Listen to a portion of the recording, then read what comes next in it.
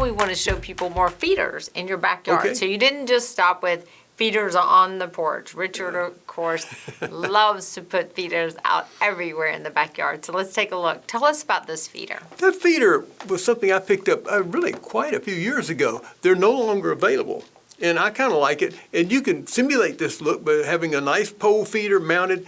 But anytime you put a feeder like this in your yard, regardless of what it looks like on the top, you got a pole, the squirrels are going to run right up it. Raccoons are going to go up it. So you have to have a baffle on it to keep the squirrels and the other critters off of it if you want to keep them off, if you're not running hot meats. If you run hot meats, you don't have to worry about the critters.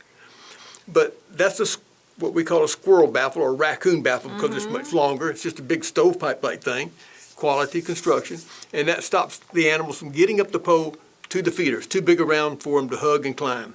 Yeah. And so I have basically a squirrel-free feeder right there. And it's far enough away from the trees they can't jump to it easily.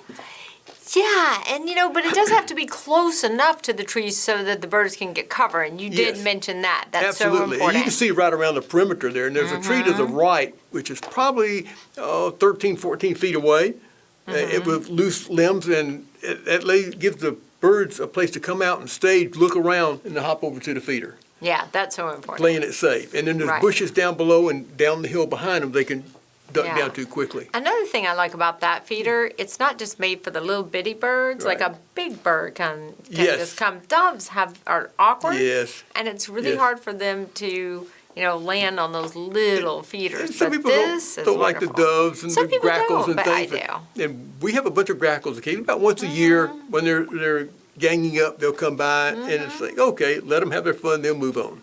Yeah. Yeah, I know. You like all the birds. I do like them all. And then there's other feeders back there, some that are just there for the critters. Richard thinks of everything. This one? That's another one of my favorite feeders. Yeah. It's just a hanging platform, and it could be on a pole or something, but I put scrap stuff in there. I may put some scraps of bread in there, but leftover seed, etc., and some stuff, Cole's critter munchies I put in that.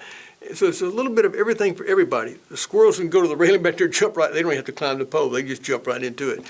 And I've seen a possum in there. I've seen a raccoon in there at night, and all kinds of birds and squirrels and things in there in the daytime.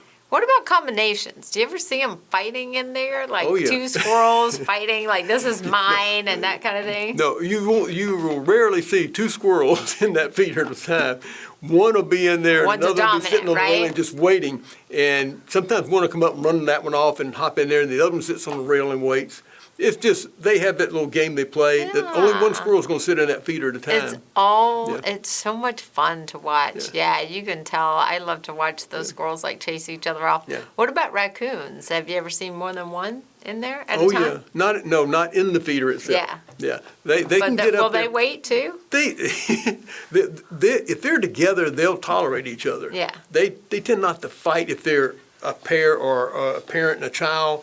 Or maybe they're just good buddies, but they usually don't get it. They usually just forage on the ground. Yeah, they'll take what the squirrels knock out, right? Exactly. They'll clean up the ground, vacuum around there at night. Yeah.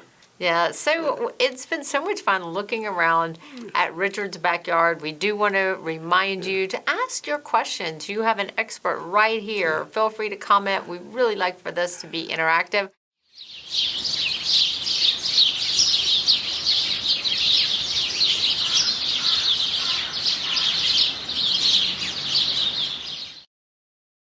Hello, this is Richard Cole. I want to thank each of you for watching, and I want you to subscribe to our YouTube channel, and don't forget to share it.